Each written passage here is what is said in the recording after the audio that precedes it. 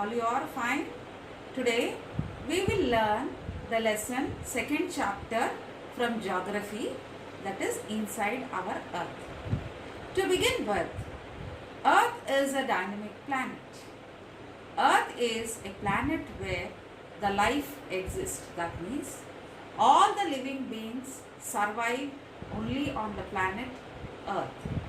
So earth is a dynamic planet and it is constantly, every time, constantly it will be undergoing many changes from inside as well as outside. Inside as well as outside, there are lot many changes which the earth will be taking place. Now to begin with, earth is, if for example, if you take, earth is like an onion. If you cut open the onion, inside the onion you will be seeing all that concentric circles, or which are called as layers. Like that, if earth also, if you see, the earth has three layers. Okay, three layers. The topmost layer of the earth is called crust. Did you follow? The topmost layer of the earth is called crust, and the second layer is called mantle, and the third layer is called core. Okay, coming to the crust of the earth, it is being the topmost layer of the earth. Over the earth's surface, it is called crust. It is thinnest of all the three layers. It is one of the thinnest layer. Okay, do you know, children, the crust forms only 0.5% of the volume of the earth and 16% consists of the mantle. Only crust forms only 0.5% as well as the volume of the earth, and 16% is the mantle and 83% is the core inside the earth. So these are the three layers.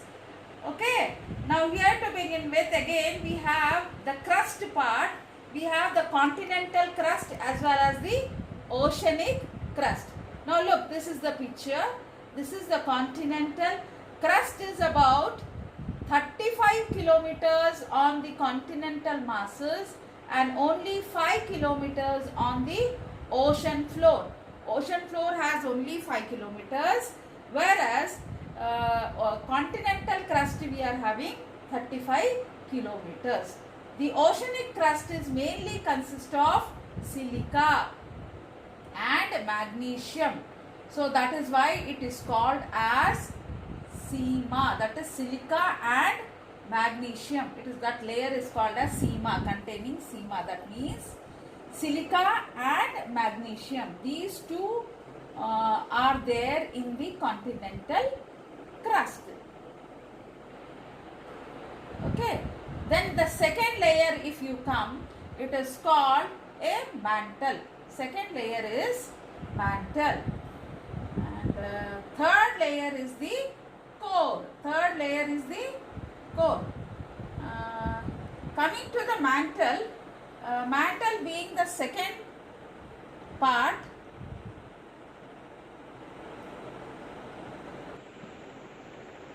Mantle is the second layer. Immediately after the crust we have a second layer. See here, second layer.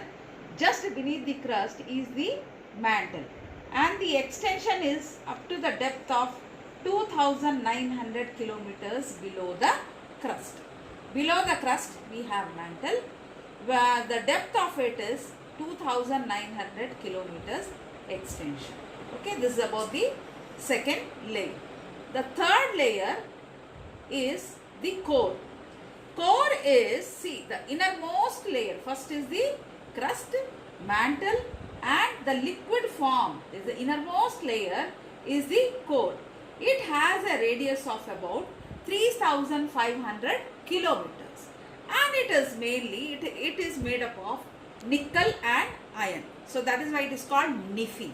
It contains nickel and iron, and iron is nothing but that Nifi is iron ferrous, that is iron.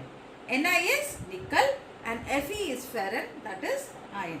So the central core has a very high temperature and pressure. See, when you dig the earth very deeply, you will be finding very hot inside. So, due to pressure and temperature. Now, some interesting facts I am going to tell you about this. The deepest mine in the world is in South Africa, and it is about 4 kilometers deep. In search for oil, engineers have dug a hole about 6 kilometers deep inside. To reach to the center of the earth, which is not possible, you will have to dig a hole of 6,000 kilometers deep on the ocean floor to extract the oil. Now the Earth's crust is made up of various types of rocks. So rocks play a very important role in the nature. Rock is nothing but any natural mass of mineral matter that makes up the earth crust is called as a rock. Rocks can be of different color, size and texture. Now here we are going to see the types of rocks. There are 3 types of rocks: igneous rock, sedimentary rock and metamorphic rock. So these are the 3 types of rocks: igneous rock, sedimentary rock and metamorphic rock. Igneous means the Latin word ignis means fire. Sedimentary, the Latin word sedimentum meaning settling down. So metamorphic, it's a Greek word metamorphos meaning change of the form, that is changing from one form to the another. So igneous, Latin word ignis meaning fire, sedimentary, Latin word sedimentum meaning settle down, and metamorphic is the Greek word metamorphosis meaning change from one form to another form. Now coming to the first igneous rock, which is called a fire. When the molten magma cools inside, it becomes a solid. When the molten magma comes out of the earth and when it cools down, it becomes solid. So the rocks which are formed out of this are called igneous rocks. They are also called as primary rocks. So these are the various igneous type of rocks. They are also called as primary rocks. Now there are igneous are of two type: intrusive rocks and extrusive rocks. Now extrusive one, when the lava is actually, it is very red molten magma coming out of the interior of the earth to this on the surface of the earth. When this molten lava comes on the earth's surface, it cools down very rapidly and it becomes a solid rock. So when it cooling down and it becomes a solid rock, it is formed in such a way that that rock are called extrusive igneous rocks. So they are very fine grained structure, like you have basalt example. The Deccan Plateau in India is made up of the basalt rocks. Second, intrusive igneous rocks. Sometimes what happens, the molten magma cools down deep inside the earth crust, and just because it is inside the earth, it is called as intrusive rocks. So such solid rocks which are formed inside the earth after cooling, they are called as intrusive rocks. So they cool down slowly and then they form large grain. Example is granite is a very good example of such a rock. So grinding, like we prepare chutney, we grind it, we make it a paste, powder of the spices, grains, chutneys, etc. So this granite is an example of such rock.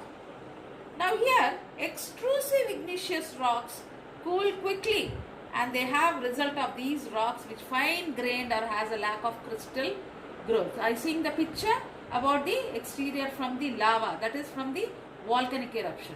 Now intrusive igneous rocks inside the lava, they are formed from magma that cools slowly, and as a result these rocks are coarse grained. On the top of the volcanic, it is extrusive. Inside the volcanic, it is called intrusive rocks form. Coming to the next type of rock, it is called sedimentary rocks. It is out of sediments. What happens when the rocks roll down, crack and hit each other? They are broken down into small fragments. So these broken down fragments are called sediments. So these sediments are transported from one place to another by its agents like wind, water, etc. So these loose sediments are compressed. Again, they are hardened to form the layers of rocks, and these types of rocks are called sedimentary types of rocks. Now here, for example, sandstone is made from grains of sand. So these rocks may also contain fossils of plants, animals and other microorganisms that once lived on them long before. So one important fact I want to give you after the sedimentary. These igneous and sedimentary rocks can change when to one form to another. They can change to metamorphic rocks. So under the great heat and pressure, for example, clay changes into slate and limestone changes into marble. So that is called metamorphic. So examples, red fort. So metamorphic rock is nothing but when igneous and sedimentary rocks, they form together to make or to form a sedimentary, metamorphic rock. Red fort is an example, or it is made up of red sandstone. The same way Taj Mahal is made up of white marble. Next, these are third type of rock is metamorphic rock. So how was that metamorphic rock formed? Where igneous and sedimentary rocks can change when they come together, and they can form into a metamorphic rock under great heat and pressure. For example, clay changes into slate and limestone into marble. So this is called metamorphic rocks. So clay, when it changes to slate, it becomes a metamorphic rock. Limestone, when it changes to marble, is made up of red sandstone. Taj Mahal is made up of white marble. Another important factor in this lesson is how the rock changes. So rock cycle is nothing but the process which undergoes during the transformation of the rock from one form to another under certain conditions in a cyclic manner. It is called as rock cycle. I repeat, it is a process of transformation of rock from one form to another under certain conditions in a cyclic manner. It is called rock cycle. See here the process of rock cycle. Please see here carefully. When the molten magma cools, it solidifies to become an igneous rock. Okay, magma, igneous rock. When the molten magma cools, it forms into an igneous rock. And these igneous rocks are broken down. Is the uses of rocks. Rocks are made up of different minerals. You know children, what are minerals? Minerals are nothing but they are the natural occurring substances which have certain physical properties, and they also have a definite chemical composition. So the minerals are naturally occurring substances which have physical properties and definite chemical composition. So minerals, they play a very important role to the humankind. They are very significant in our life. Some of the uses, like we have, rocks are used as fuels. For example, coal, natural gas, petroleum, we all use this for various purposes. Rocks are also used in the industries like aluminium, iron, gold, uranium, etc. in medicine, for fertilizer factories. They all use the rocks. So these are some of the uses of rock. And the rocks are also used for constructional purposes. Hard rocks are used for making roads, houses, buildings, and you see, even we use the rocks for several games, traditional games. Like we have, for example, 7 stones, pittu, hopscotch, stapu, kit, 5 stones, gitti. So all these some of the uses of the earth. So with this, children, we are finishing the lesson.